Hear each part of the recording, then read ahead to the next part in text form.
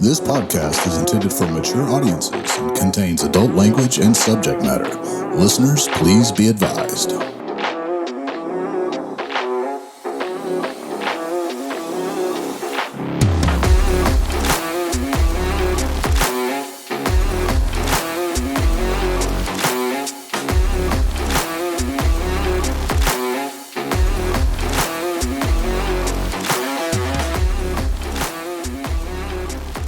Hello, ladies and gentlemen. My God, have we missed you?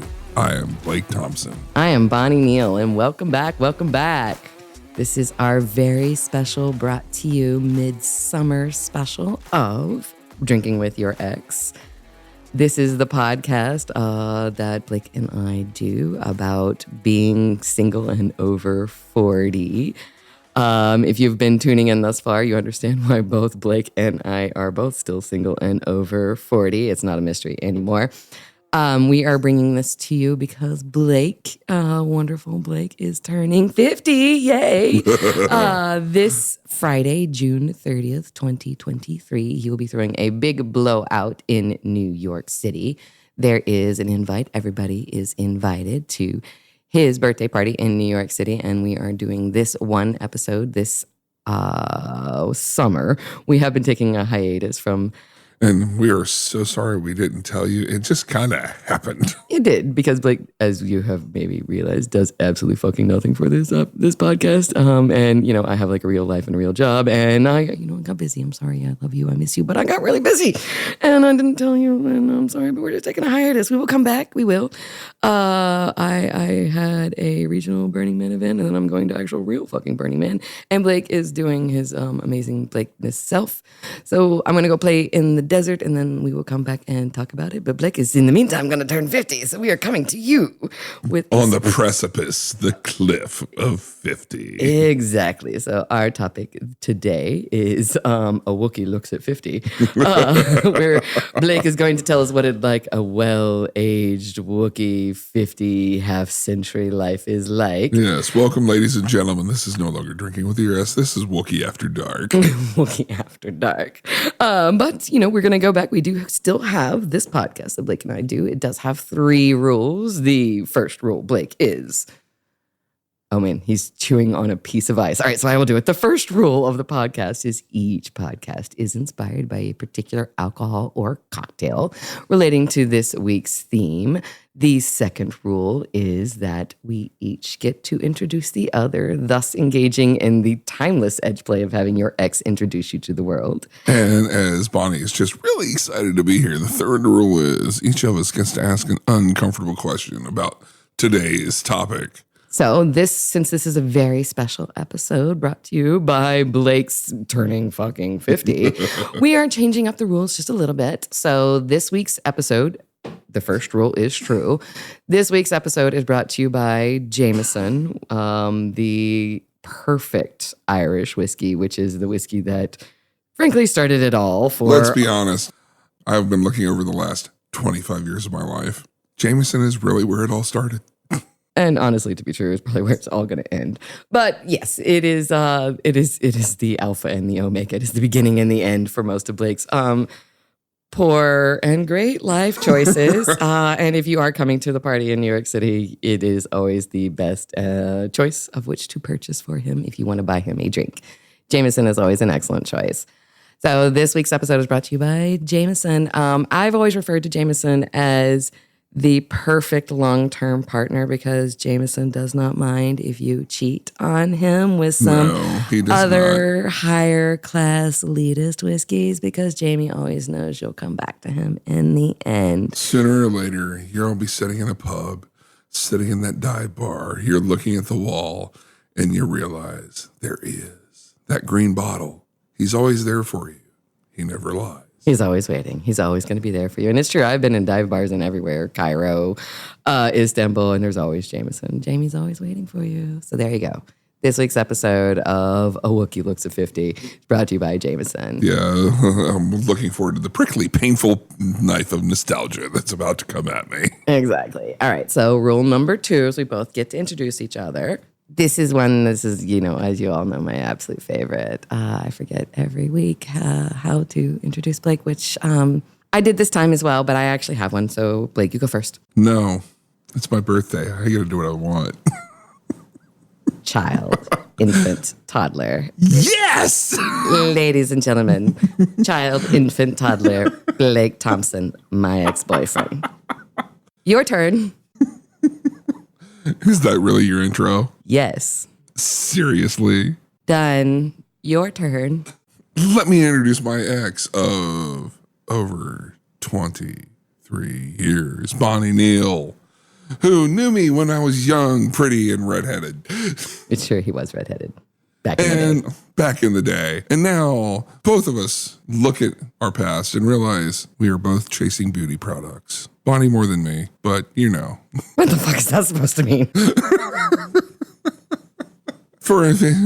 Since we've been on a little bit of a hiatus, Bonnie's went blonde, ladies and gentlemen, and she's constantly talking about, I've went blonde. Look at me. I'm blonde. I'm blonde. I'm blonde. Man, that just sounds like jealousy because it looks really good. I'm sorry. For anyone that knows me out there, I have a wonderful mane of silver going. There is no jealousy. Apocalyptic Santa Claus. You're right. You're totally rocking it out. I, however, have a gorgeous honey blonde thing going on. But whatever. I'm not here to stomp on your rule number 2. Is that it? Was that great? Was that all the shade you had to throw? The episode is still young. Right. Anyway, for rule number 3, we are changing it up just a little bit this week. So since this week's topic is A Wookiee Looks at 50, this is going to be a very Blake-centric episode. Basically, he has given me permission to ask him an awful lot of questions about what it is like to be a Wookiee and 50. I'm just... And single.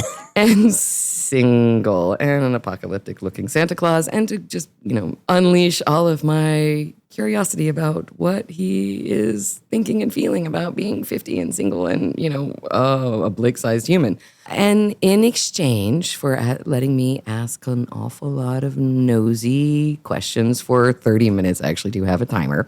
In exchange for that, he gets to ask uncomfortable questions for a solid 15 minutes. There will be a timer based on any topic he wants to of me. That seems fairsies, samesies, rightsies, right?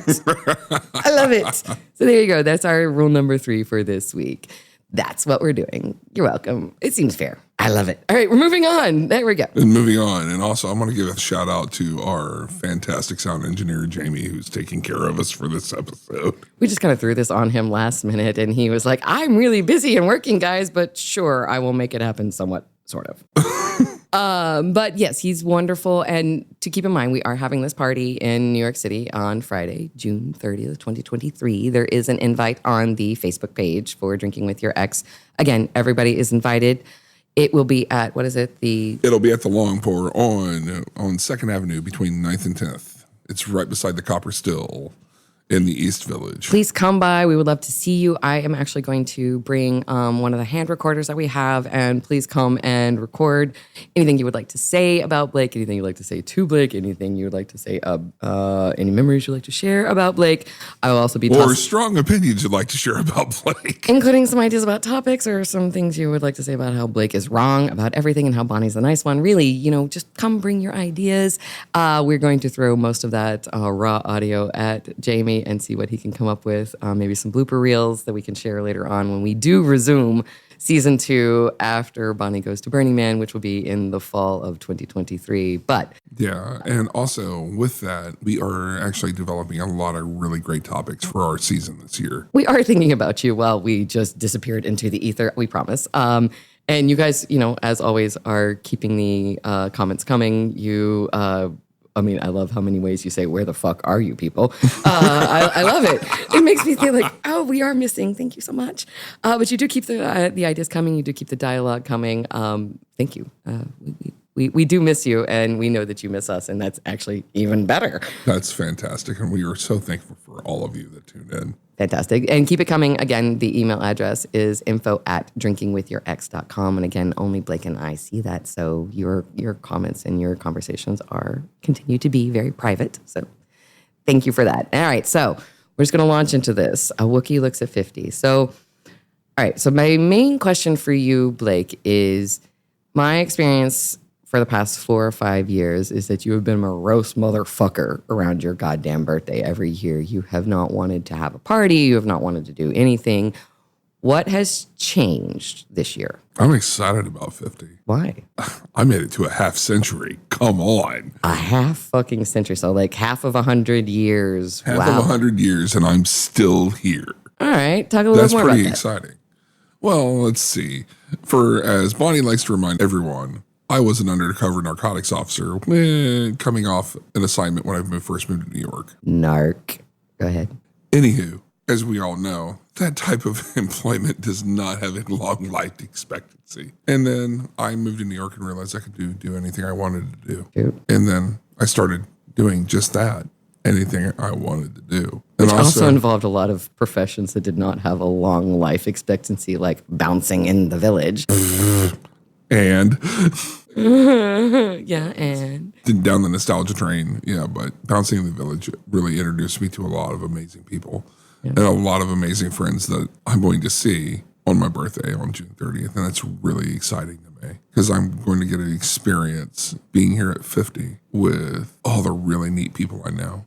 when you and I met, and was I really the first person that ever pointed out to you that you seemed to have a death wish? Yep.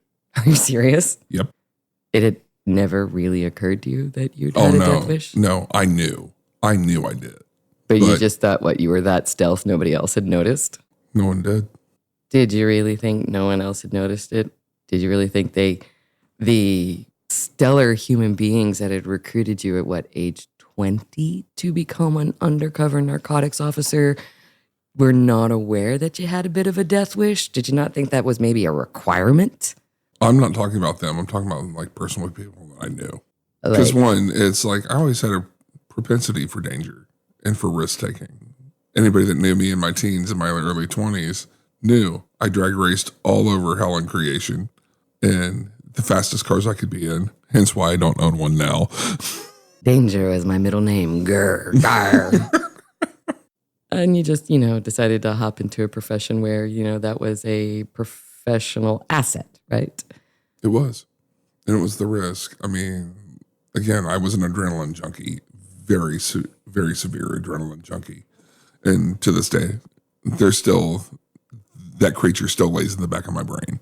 Okay, so I would say that it is not unusual for most 20-year-old men from Ohio to be adrenaline junkies, but I would say that there was something slightly more about you. There's a difference between drag racing and deciding to be an undercover narcotics officer.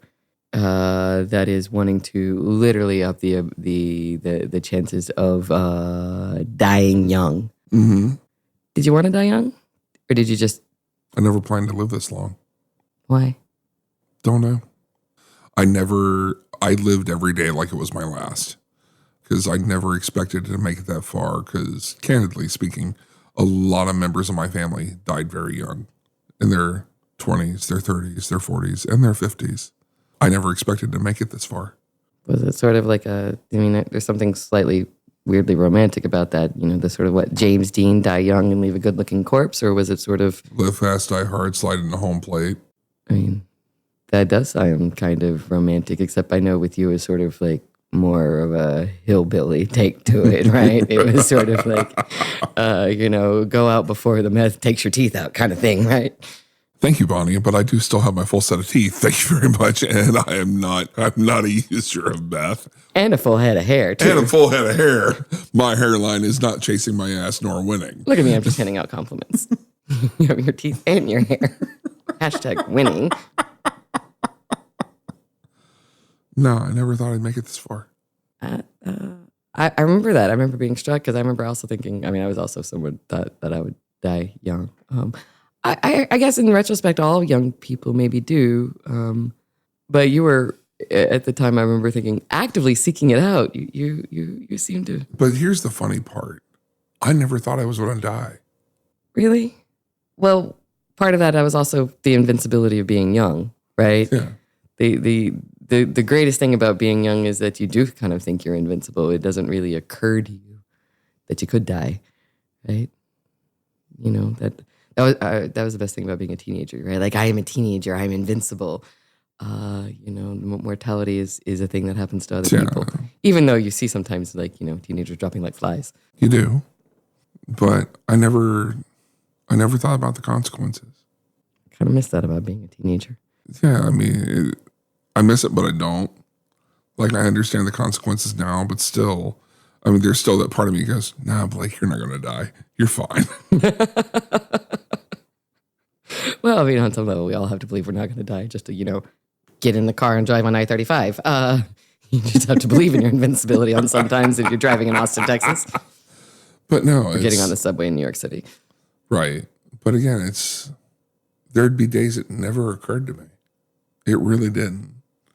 And I don't know if you would say it's idealistic or delusional. I mean, let's be honest. I never thought about it. Huh. Well, I mean, do you think about it now? Do you kind of think that, I mean, I remember telling you one time when you were feeling very morose about your life. I feel like it was one of the many times you were impersonating Morrissey around your birthday. And I was like, dude, what the fuck do you have to be upset about? You are playing with the house's goddamn money. It's just fucking amazing that you're here right now. Yeah. Oh, no. And that's the thing. Since I moved to Texas was doing its damnedest to kill me. It's true. Although, to be fair, if you've been suffering the health problems in New York City, you would definitely have been dead. Again, we don't know. Yeah, we do. I'll take that bet. But again, I'm still here. It's true. I've lived through 5 pulmonary embolisms. Yes. 5. House is money. You're essentially like living in this fucking like Vegas villa for free. Yeah. It's time to hit the buffet. Every day.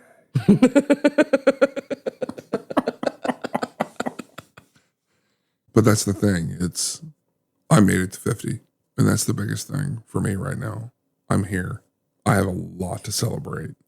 So what was... All right. So in the past, like 25 years, so let's just break down. I mean, you've been alive for fucking ever, like a half century. We need to just break this thing down in more like digestible bites. Let's say in the past quarter century, let's just take it back to like 25 years. What 1998. was 1998, right? The year we met. All right. What was the most fun thing in the past 25 years that you have done? God, I don't know. Well, think about it, white boy. I mean, 25 years. It's one of the funnest things I've done, honestly, was when I rode a motorcycle cross country to Texas. Yeah. And I still have, like, one of my fondest memories from that is I was riding into St. Louis. And I was coming around through the Thruway, heading towards St. Louis proper, and I was being chased by a thunderstorm. And it's getting dark. It's right at dusk. So, I mean, especially when you hit that thunderstorm, when it's black, the clouds, everything's black. And then the lightning hits and everything just ignites. I'm coming around the Thruway and I'm approaching St. Louis proper, and I'm hitting the skyline and the arch. And all of a sudden this amazing lightning flash occurred, and it lit up the entire skyline. Like, I was dumbfounded for a good 10 seconds at 75 miles an hour. I feel like you should focus at that moment, but how can you?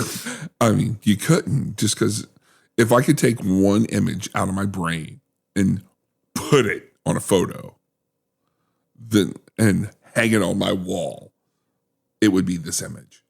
Fuck yeah.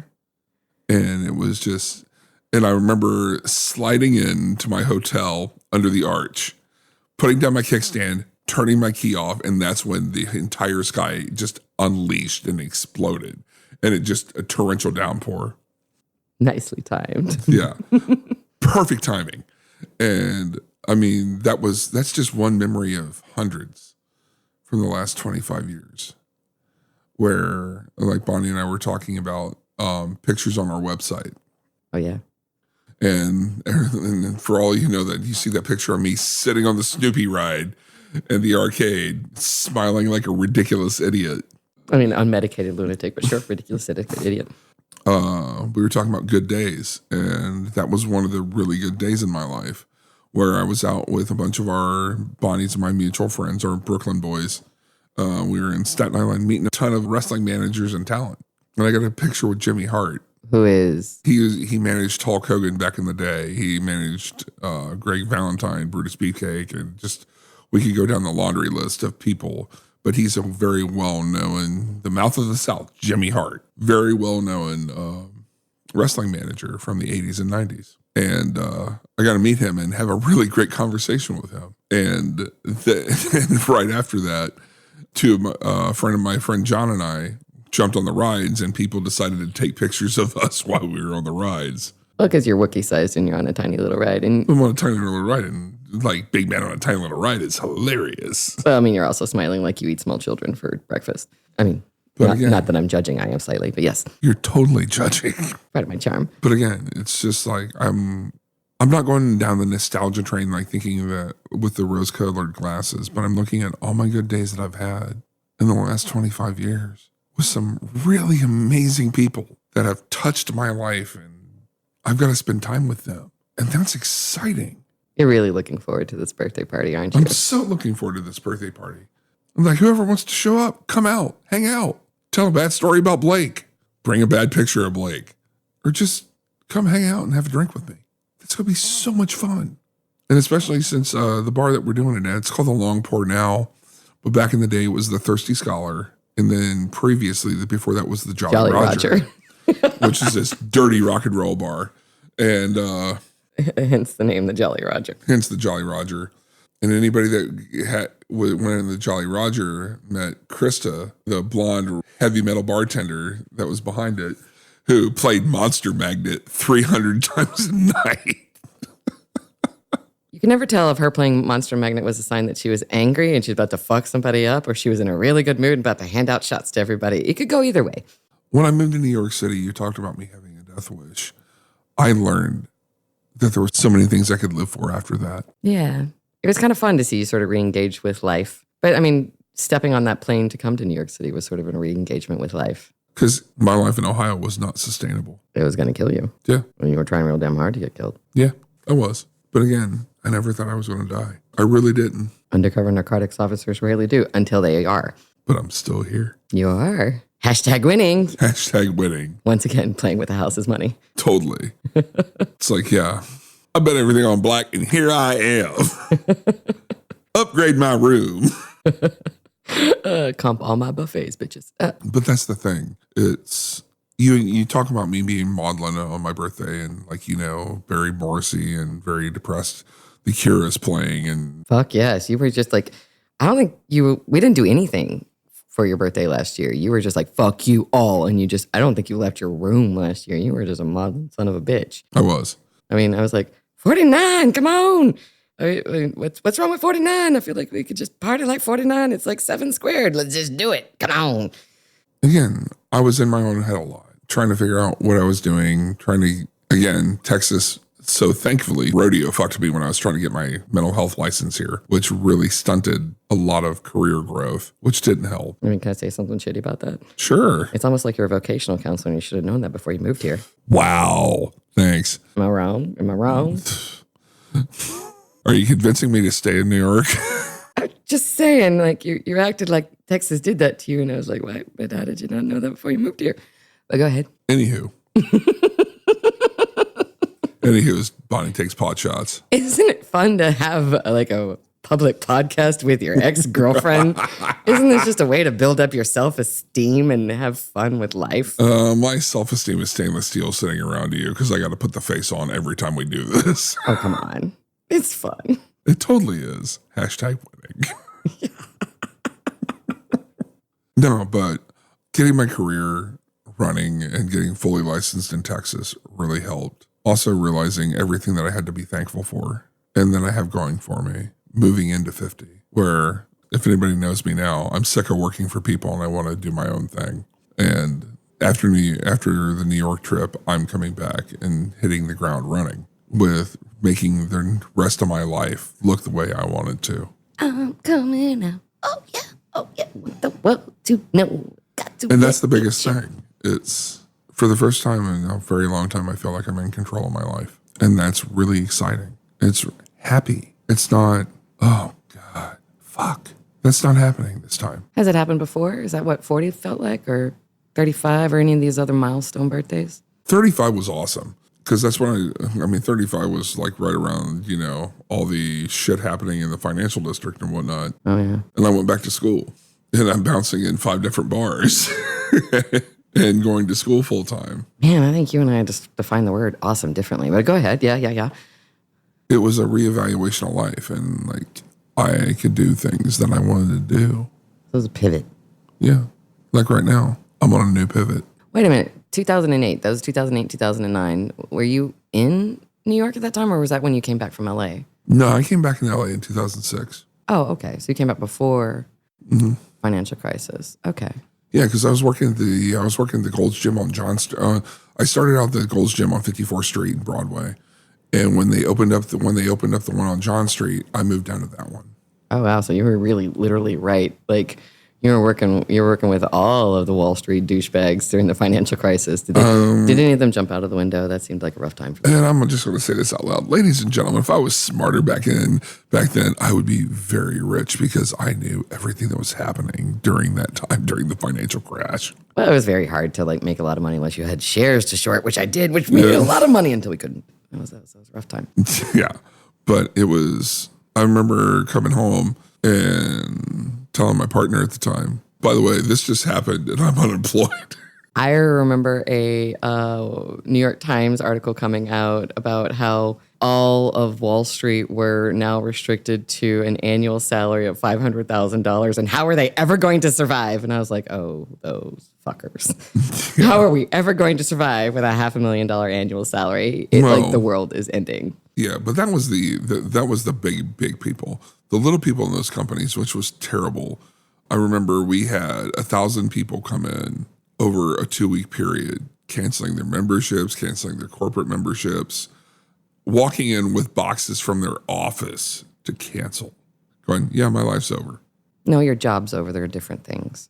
Those are different things. Those are different things, but tell them that at the time when they thought they were having a sterling, stunning career in finance in the financial district in New York City. That was, I was one of those people. So, here I am, like, we can hindsight 2020 beat tossing this up out as an we awful want. lot of like shade and judgment when, that was a hard lesson to learn exactly at that same time, right? And New Yorkers, I think, kind of fall into that where New Yorkers just work so hard. They just work so hard, and they work so long, and they are in many ways defined by their work, right? And so when you take their work away from them, they're kind of stuck in this identity crisis in the negative space. Well, because so many people, especially around that time, their entire identity was their career, right? And so their lives are over because their jobs are over, and then you have to figure out who you are when you no longer have that job, right? And that is a defining moment in one's career or one's life, right? Because it's a defining moment in one's career. Well, that was a defining moment in New York's life, but yeah, and it was also a very defining moment in my life. Because then, at the time I had an associate's degree in criminal justice. That $6 gets you a beer. Well, maybe it gets you a beer because you flirt with all the bartenders, right? But, And still do. It's true. You can throw all the shade you want. Still do. Inflation, sometimes it costs a little bit more than that, but yes. But anywho, it was deciding that I want to go back to school and I want to make a difference for me and for other people. That's an interesting leap to go from like what caused, witnessing the destruction of, the global financial system, front row seat with Wall Street, decides you want to go back and help people. That is an odd jump.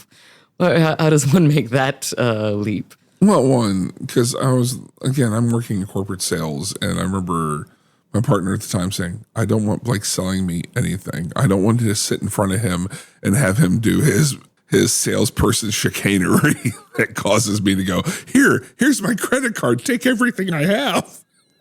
Well, I remember pointing out to you that, you were an undercover narcotics officer, meaning that you were already a trained manipulator of minds, or one might say a gifted liar. And that was excellent training to be a very good salesman. Oh, yeah. I was great. Yes. a wonderful salesman. And when you're like, of course I know. And you started like throwing out all of these salesman lines that you had down and at Gold's. And I was like, and then you had let it perfected at Hollywood. I was like, yeah, you're frightening. And this is after you'd gone into therapy school. And I'm like, Jesus fucking Christ, Blake. Please tell me they started out with an ethics class. Dear Lord. Was there an ethics test before they allowed you into therapy school? But here's what's funny, and I don't think we talked about this, but my first major when I went back to school was forensic science. Yeah, I think I remember that. I thought about it. Then I realized I remember my second semester at John Jay, and I'm sitting in a lab with a bunch of people with no social skills, and I realized I fucking can't do this. Oh my God, no one can carry a conversation in a 5-gallon bucket. What am I going to do? Well, they're scientists. They're not here to chat. They're here to find out facts. And I remember going to my advisor and changing my major that day. And it's like, okay, that makes more sense. To go into forensic psychology? Yeah. And then when did you moved into what, behavioral psychology, right?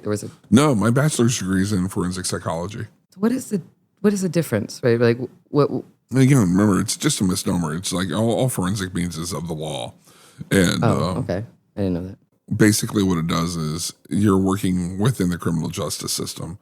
So my first jobs as a counselor was I was working, my first job, I worked in a 100-bed high-risk facility for substance and mental health challenges. And everyone in there was mandated to treatment. So what is it? Are those criminals, right? Are those people who are arrested for? No, people coming out of prison. Ah, okay. Out of prison, like Attica, or coming out of like Rikers, or are they coming out of like city jail? Like, okay. All of it. So like domestic violence, like assault, like is that kind of what it is? Like I don't know. Give me an idea. Most of them were felons, like Class A felons. So that's assault, right? And battery, and violent crime. Yeah, violent crime. There was no white collar crime that I treated. But that's coming out of city jail, right? That's coming out of NYPD, and they were coming out of Rikers. They were coming out of Attica. They were coming out of prison. Okay. And is this a transition? Was it like a halfway house, or what was this? Or was this? Well, again, not to like go on a tangent about New York City court and law system. It was a transitional period for people that had substance or mental health issues while in prison or prior to their incarceration. Okay. And what it was preparing them for life afterwards. It's not so much a halfway house, but they were mandated to treatment. As a condition of their parole? Yeah. Okay. Their parole and or probation. And they lived there? Yes. Ah. Well, they sound like fun. It was a great time. Oh, okay, I can't really read your face with that statement. They were. Was that irony, or was that sarcasm? No, or? That was not sarcasm or irony. It was the majority of the clients in that program were really excited to move on with their lives and to improve their lives. Like, this was actually when the system was working, where these people were working on their rehabilitation, did not want to go back to jail, did not want to go back to a gang, did not want to go back to dealing drugs or robbing people or what have you. They really wanted to make positive changes for themselves. And these were the halcyon days of the third Bloomberg administration? Mm-hmm. And things went to shit with de Blasio? Yeah. It went to shit because, he started quietly cutting all the funding that Bloomberg actually put in place for that. Much like Giuliani. Yeah.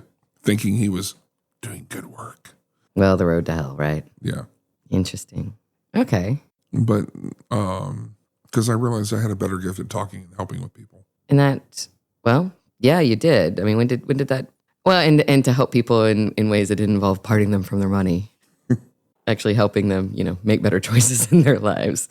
But that was coming clear bouncing, because you knew that bouncing. That was something you figured out, bouncing when you and I were dating, or after we broke up too. Yeah, but the entire time I bounced, it's like, as you know, I never raised my voice. I always talked to them as a person. Now, the only time I've ever seen you yell has been gaming, because you turn into a very hysterical bitch, frankly, gaming. And don't look at me like that. You just have a look on your face like you just bit into a lemon, like I just called you out on something. And I'm like, I'm not wrong about this. It's fine. But yeah. Go on. Yeah, right. That's really the only time I see you yell is when you're feeling very dramatic. Well, yeah. But yeah, I've never really seen you yell in a professional situation. And again, you've watched me take the most violent human being, hug them, and put them in a cab. Well, they hugged you first, to be fair. They hugged you first after they started crying. It was very sweet. Very creepy and weird, but very sweet in its moment. It's just like I look at that period like being 35 and changing my whole outlook on life and how I can work and help people and also be a professional all at the same time. What about 40? How did 40 hit you? I was a rock star. Oh, yeah? Because I'm like, come on, let's be honest. I hit 40. Let's see, it's 2023. It's 2013. I mean, I felt like a rock star in 2013. I was at the top of my very important job, doing very important things with very important people. Just ask them, I'll tell you exactly how important they are. I'm going to grad school. I'm working at all the hottest bars in the West and East Village. My life was fabulous. And that's not rose-colored glasses. It was just, I'd be like, hey, where are you working at? I'm working down the hatch tonight. Where are you working at? I'm working at the Grafton tonight. Where are you working at? I'm working here tonight. It's Thursday night. I'm at St. Mark's Ale House. You're feeling cool. You're feeling in the groove, right? You're feeling totally in the groove. You know, the center of the East Village nightlife. Yeah, center of East Village nightlife. You know, on Sundays, I'm taking jujitsu. I mean, yeah, a very interesting definition of rock star, but it's very specific. It's very you, Blake. But I mean, it's like jumping in a cab and rolling up the FDR, watching the sunrise. Yeah, you were talking about that, wanting to do that this time. Because, again, that's just one of the best rides. That is a very pretty ride. That is. Yes. And again, not a nostalgia train, just moments in my life where I'm like going, I've had some really amazing experiences. And also in the last couple of years when I was getting sick and having all these health issues, I started taking them for granted. These amazing experiences. You did. You started feeling like they were unimportant or anybody could have them and anybody did have them or that they were, I don't know. You were like, yeah, whatever. They are. Yeah, because that and $6 will not buy me a beer because nobody will buy me a beer because nobody likes me. Nobody likes me. Nobody knows. You were just, fucking modeling as fuck. I was. I completely admit it. And also, therapy has helped. As it always does. As it always does. Except when it sucks. Except when it does suck. But it was also realizing all the different things that I've done and that I've made it this far. I beat a lot of health issues a lot of people have not. Correct. And I'm fucking thankful for it. Me too. Like, I'm thrilled to be here. I'm thrilled just to go see people. Yes. And be. I mean, speaking of rock stars, you're throwing your fucking 50th birthday in New York fucking City, man. Right. And I'm going to be in my rock star best, a black t-shirt, a pair of jeans, a pair of black boots. I mean, I'm not quite the response to that. I mean, it's like my favorite bouncer chic outfit. Bouncer chic. I was like, rolling like Keith Richards. I don't know. I feel like you need a bandana. I mean, I don't know quite sure what the response to that is. But yeah, it's became apparent that I can make my life anything I want it to be in the next 20, 30, 40 years. Be 98, sitting in a nursing home going, Well, that's a disturbing cackle to, inflict on the robot nurses. I know, right? But again, I made it this far. You did? I plan on living as long as I can. Well, what are some goals for the next, the next 10 years, right? The next, until the next milestone birthday. Well, one, making it to 60 is a big milestone because modeling, and not modeling, or depressive. But at 60, I'll have outlived the majority of my family. What do you mean? Most of my aunts and uncles. On both sides? On both sides. Didn't make it that far. How old was your father when he died? 54. Ooh. I mean, your mother's older than that because evil never dies. How old is your mother? 78. All right, so there's a solid milestone. What about her brothers had died young though, right? They're all dead. And what were their ages? Well, some of them lived. She's the youngest, so they lived into their 80s. All right, so evil can last long. Evil can last a very long time, but the majority of them also dealt with mental health issues, dementia, Alzheimer's. Fun times. So, I mean, I wouldn't call their last 10 to 15 years living, if you know what I mean. Well, that's because Ohio Jesus is just as mean as West Texas Jesus. Sometimes he requires you to suffer while on earth. Right. I stopped worrying about all these different things and started looking at all the positives. Well, these things you can't control. If they happen, they're going to happen, whether or not you worry about them. They're going to fucking happen. I mean, I can catch fire when it's 127 degrees in Texas. Or you can freeze to death in fucking Texas because the energy capital of the world, entire grid can go down. Hashtag irony. I mean, irony can kill you at any time. But again, there's so many positives I have. Yeah. And it was realizing all these positives and acknowledging all these positives and knowing, Blake, you can do whatever the fuck you want. Yeah. And that's pretty exciting. I mean, I'm fucking excited. Hell, throwing my 50th birthday party in the goddamn New York City East Village. Yeah. Living like a rock star. I still want to live like a rock star. And the fact that I can do this, I can. Yeah. So, how does it feel to be single at 50? And, doing a podcast with your ex-girlfriend? Sorry. Excuse me. I still think that shit's fucking funny. Hashtag, ladies and gentlemen, what the fuck? So good, clean living and awesome life decisions have gotten me to this point where I'm sitting across from Bonnie Neal 25 years after our relationship. Oh, God. You should be so lucky. And people going, when are you getting back together? Never. Oh, my God, people. You really got to stop with that question. Although I did tell Blake, that's usually so we do get that question a lot. So when you guys getting back together? And I'm like, all right. So I'll tell Blake, this is my response to it. I was like, never, because frankly, Blake can do better. And frankly, so can I. Because no. No. And also, for the record, we've lived with each other. If we lived with each other again, there would be tryouts that would involve broken beer bottles and pool sticks. Oh, we were talking earlier today, and I was like, we were talking about nostalgia, and we were like, how nostalgia lies, and it's just all these, these romantic moments. And I was like, I mean, there's some things good about nostalgia, you can make you remember some good things. I was like, I remember being in love with you, Blake, and that's lovely.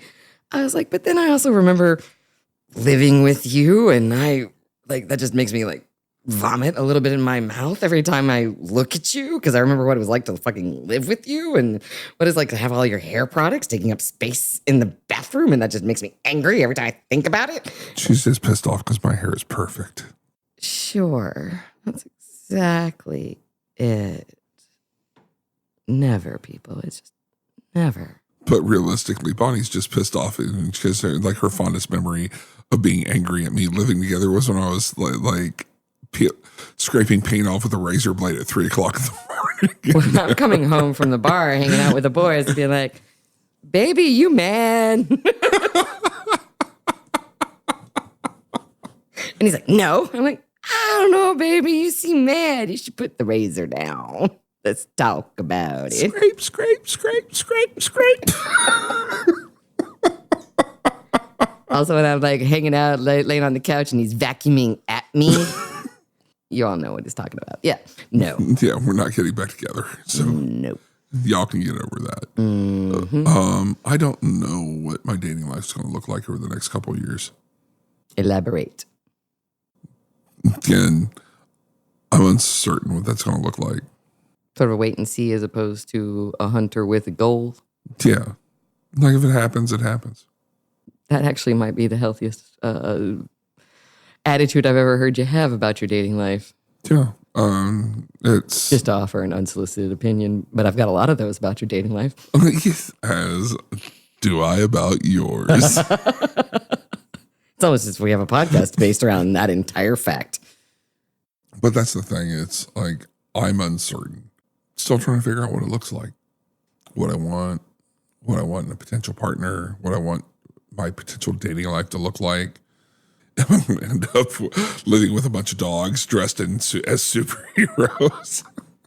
It's not okay what you want to do to those corgis, Blake. It's still not okay. Don't hate.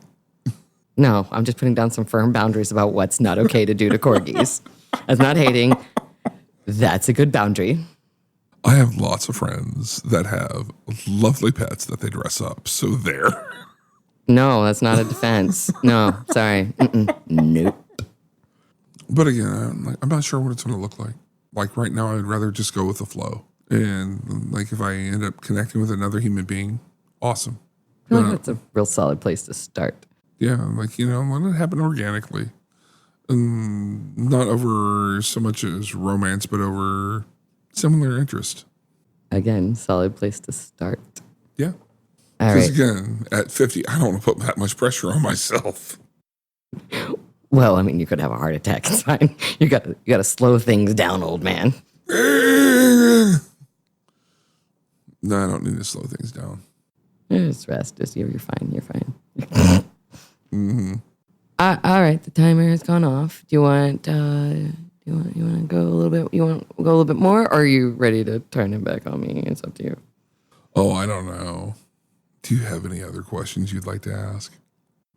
Looking back at a half century of life on the planet, greatest regret and greatest triumph. Greatest triumph is easy. I'm still here. Fuck yes. That's easy. Regrets, I don't know. Regrets that's as humans, we all have them. And we all want to look back at hindsight 2020 and go, oh man, look at this. I could have done this. I could have done this. I could have done this. Or I could say is my greatest regrets is not recognizing all the triumphs I had while living. I mean, not giving yourself enough credit in the moment. Yeah. Just because I've done some cool fucking shit and not stopping for a moment and taking it and going, dude, you've done some neat shit. Yaha. You sat there on the cliff in Santa Monica smoking a cigarette on the hood of a Mustang, watching the sunset over the ocean. That's pretty fucking neat. Yeah. Rode a motorcycle cross country. Pretty fucking neat. Yeah. Moved to New York at the drop of a dime. Never seen it. Never experienced anything like it. Yeah. But like regrets are like not taking time and really acknowledging everything that I have done and realizing, damn, you've done some really amazing shit. Rock it. Embrace it. Take that moment. Remember it. Yeah. Sit there and remember it and go, hey, you did that. Don't let your half century on this planet fuck with your memory, dude. What were you saying? I forgot. It's all right. Somebody at your age, I wouldn't expect to. It's fine. I'll write it down and read it to you later. Poop my pants. Ew, gross. Those are my chairs. Stop it.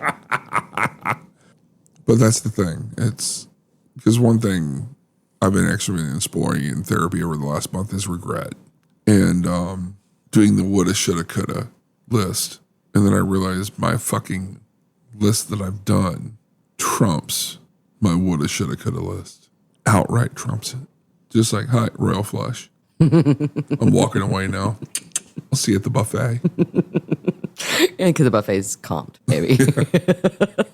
Living in the villa for free. House is money, bitches.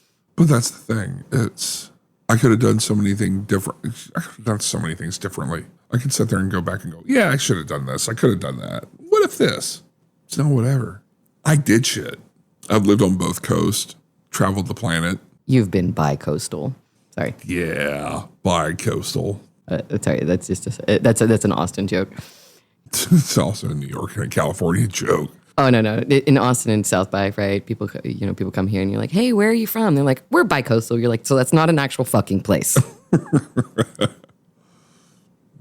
I've done amazing shit and met amazing people along the way. And the majority of those amazing people are still in my life. That's pretty damn cool. Truth. Super cool. Truth. So, Bonnie. Uh-huh. As you're approaching 50. I'm nowhere near 50.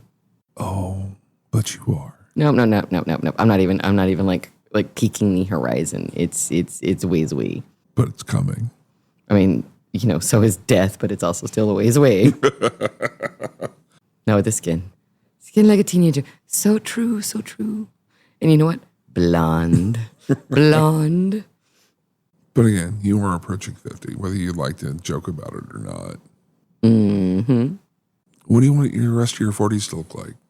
Ugh. I mean, a little bit of an uncomfortable question, but I don't know. That's a real shitty answer, but the answer is I don't know. Don't have to have an answer. It's embarrassing. I just never expected to live this long, and I find myself constantly embarrassed that I have not planned and haven't thought it through.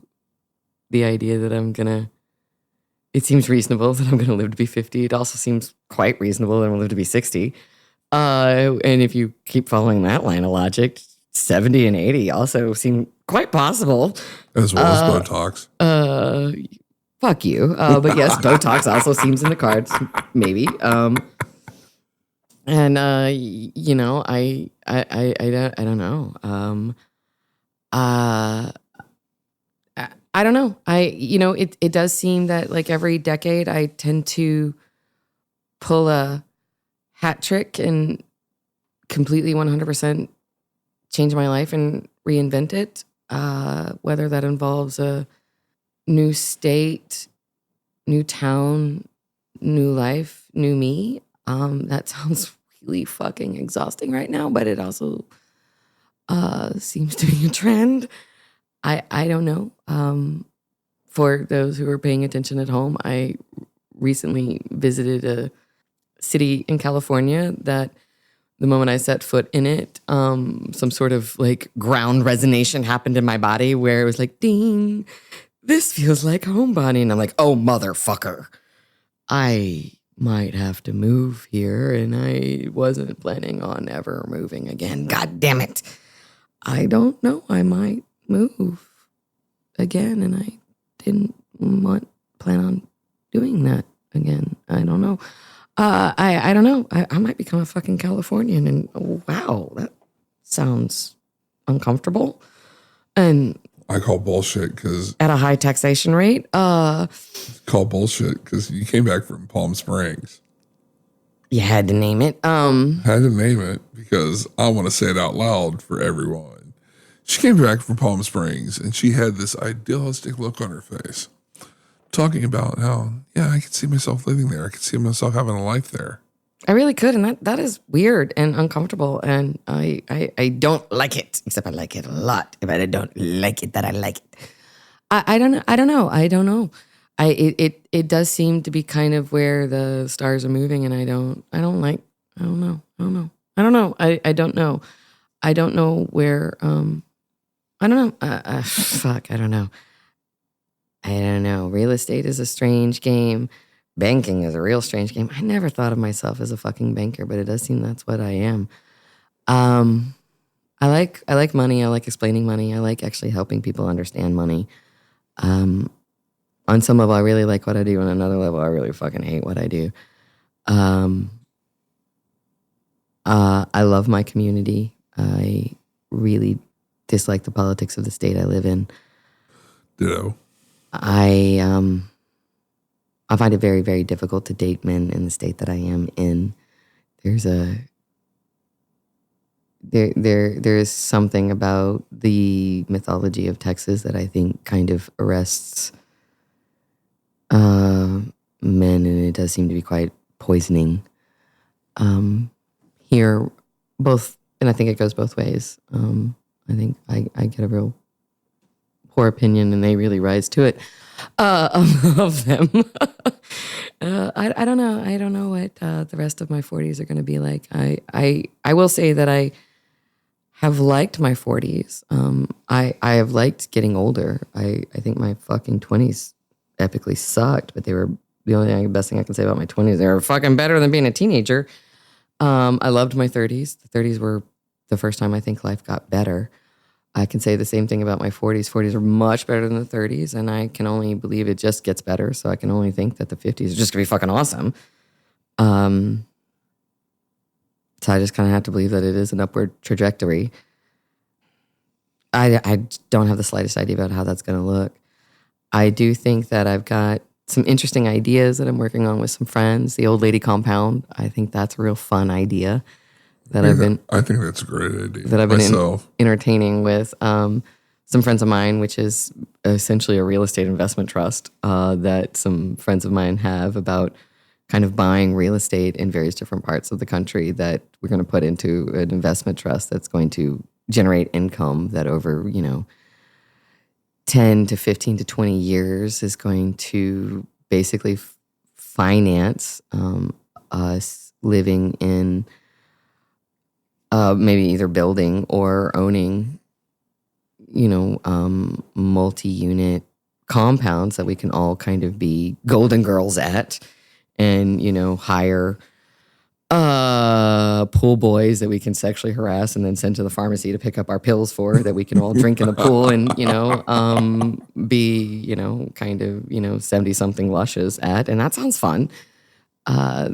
There's some plans that we have for being, for retiring and, kind of not hating our lives for it that, maybe doesn't depend on 401k, Social Security, or, ungrateful children to take care of us. I have, several nephews that I really don't want to depend upon their mercy to choose a third-rate nursing home for me.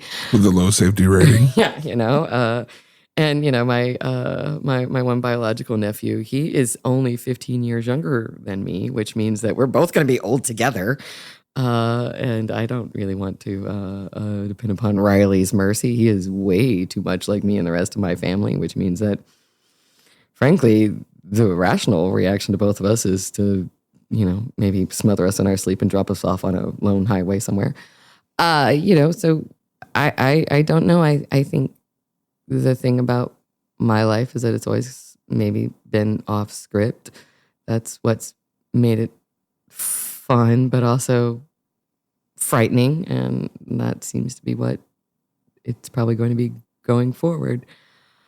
I have not the slightest idea what it's going to be like, but I figure I'll make it up as it goes along. Who knows is the best answer. I don't know. I don't really have any plans. I have a feeling the California thing seems inevitable, like a train coming at me down the tracks. But, right. I feel like California should be fully fucking consensual. So that's how I feel about it. I will do it if I want to. God damn it. There. But again, you don't have to have an answer right now. Good, because I don't got one. But you have an idea. I have an idea. Then you have aspirations. That's a big difference. It's weird to want things. That is an odd thing. But as Bonnie likes to remind me, I'm getting older. I mean, you are definitely. I can see it. I mean, like, time marches on, and pretty soon you realize it's marching across your face. It totally is. I'm looking at it. It's happening in real time, kind of like a accelerated camera. Again, she's just hating on the hair. You do need a haircut. I'm glad that's happening before New York. Just saying. Apocalyptic Santa. Uh-huh. Not the best look, but it's fine. It's again, don't have a full beard right now, so it's fine. I mean, I like it for you. She just always hates. She can't help it. She's just angry. I'm the nice one. As a mutual friend of ours has pointed out that I've been hanging out with, Neither one of us are the nice one. Let's call this what this is. When she said that to me, and I was like, well, I'm glad somebody finally fucking noticed. Because Blake plays a nice one. Not today. Right. But anyhow. Is that it? That didn't seem all that uncomfortable. You're passing up this is a one-time only, dude. This is like a uncomfortable question at all times. No, it's not. I can get you later. You never get me. It's fine. It's fine. Oh no, I have a whole bunch for our future topics. It's fine. No, you don't. I don't believe you. You're just this is a toothless threat. You see how I like shoved that in there, like toothless, long in the tooth, losing your teeth, getting So we got a full set of teeth. Aged. Sure. For now. A Wookiee looks at 50. And again, I will say my favorite line that I was ever told when I was young. Remember, Bonnie, age and treachery will always beat out youth and perseverance. That was a Kathy Bates line, I think.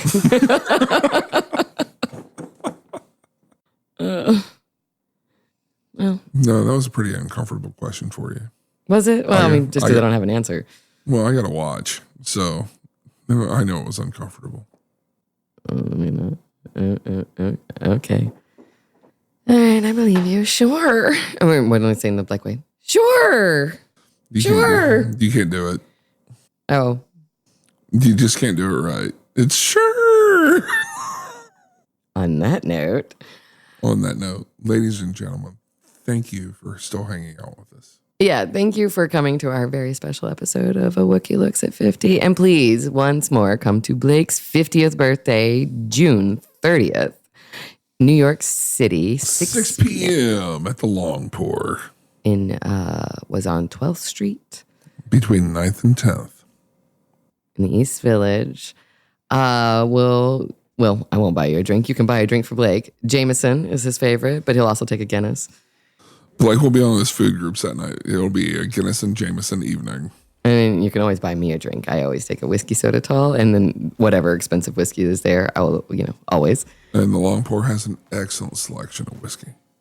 And then just come, buy a drink for yourself and say hello. Come in, hang out, have a good time. Smile, laugh, make jokes. And if not, share a drink that you're having on the Facebook page, or just email it to us. Again, we love you guys. This has been amazing, and we're sorry that we abandoned you. I had a crisis of way too much, and Blake does nothing. But it was wonderful. We will come back for the second half of season 2 in the fall.